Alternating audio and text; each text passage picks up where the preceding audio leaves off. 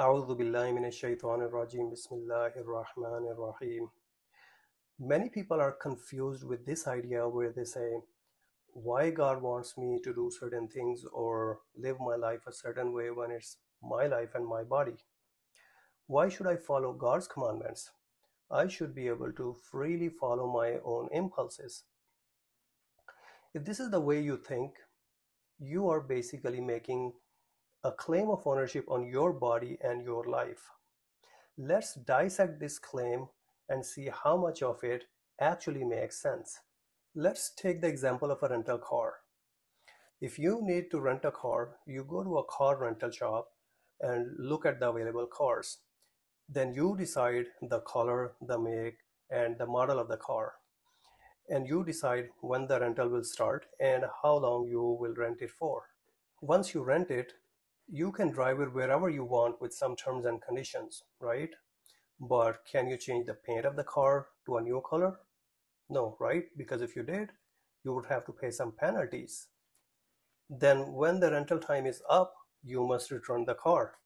But let's say you say, I'm the owner of this car from now on and I'm not going to return it. Then what will happen?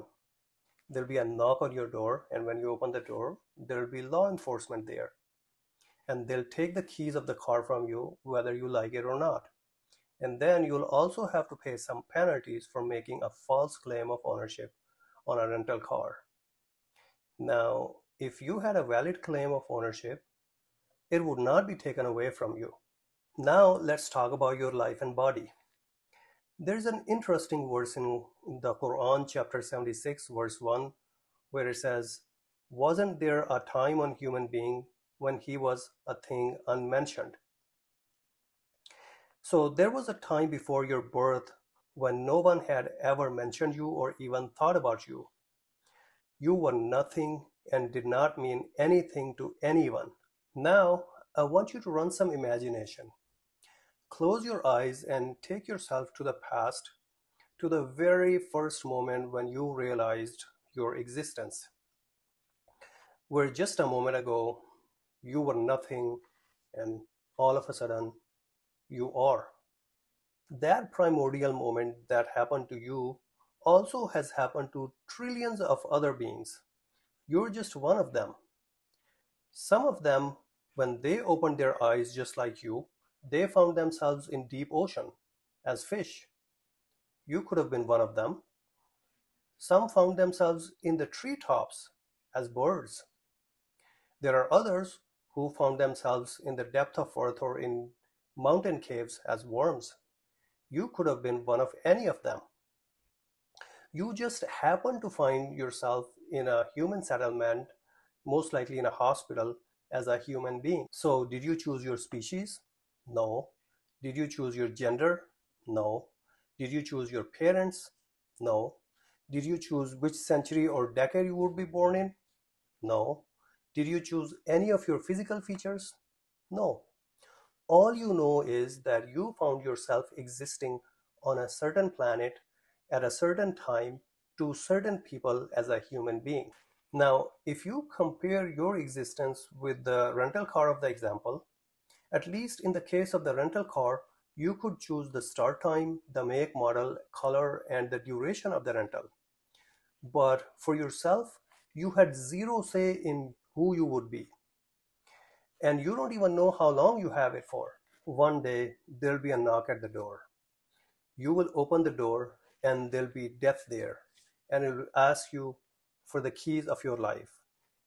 You will beg for it for a little more time. Just let me wrap up some stuff. And it is not going to give you one more second. It doesn't matter how influential, powerful, or smart you are. You could be a billionaire, Einstein, or even an emperor who ruled multiple continents. You are not getting one more second. There's a verse in the Quran, chapter 3, verse 168, for a similar situation where it says, say, when death comes to you, avert it if you are truthful. So when death comes to you, just say, I guess I'll die another day. It's not my time to go. If you have a true claim of ownership on your life, you should not have to give it up and you should be able to keep it on your own terms. But that's not the case. Your life will be taken, your body will be recycled back into the system, whether you like it or not, and you don't even know what's after that for you. And that time is coming for sure. So, your claim of ownership of your own existence is even less valid than if you made a claim of ownership on a rental car. The true ownership lies high above with the Lord. As Quran says, chapter 2, verse 156, indeed, we belong to God, and indeed, to Him we will return. And if you read Quran, you'll see that what God wants from you is to stop making that false claim of ownership, realize your true owner, and surrender yourself to the Lord, which is what Islam means. And God is not a stranger trying to impose a personal agenda on you. Quran says, chapter 29, verse 6, and whoever strives only strives for his own soul. Indeed, God is free from needs of the world. God has nothing to gain or lose whether you follow His law or not. God is the originator of your life, and God knows what's best for you. For example, when a dad tells his kid to stop playing Roblox and finish his homework first, the short-sighted kid might not like it, but that's what's best for his future. The problem here is our selfish impulses, which stem from greed, lust, and our own ego worship. And these impulses are never satisfied.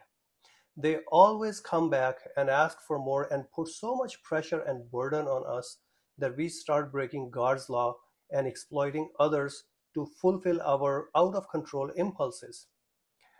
For some temporary, insignificant, and mundane personal gains, we spread corruption and evil on God's earth. You just have to realize that this is not your dominion. You are living in your Lord's garden, and trespassing boundaries is not allowed here. You have to realize that the creation of heavens and earth is not all about you, and it was not done for your personal pleasure. There are trillions of other beings also living in God's kingdom. The goal of the divine law is to strike a balance and fairness on God's earth so that all can live their lives in peace. This peace is achieved when human beings respect God's law above their own selfish impulses. And that's what Islam teaches. Asking for freedom from God is like a leaf saying, I want to detach and free myself from my tree. I want to fly in the air. When the leaf detaches itself, it does fly for a little while, but then it falls down, dries up, and dies. Whereas the other leaves that stick with their tree last long and prosper.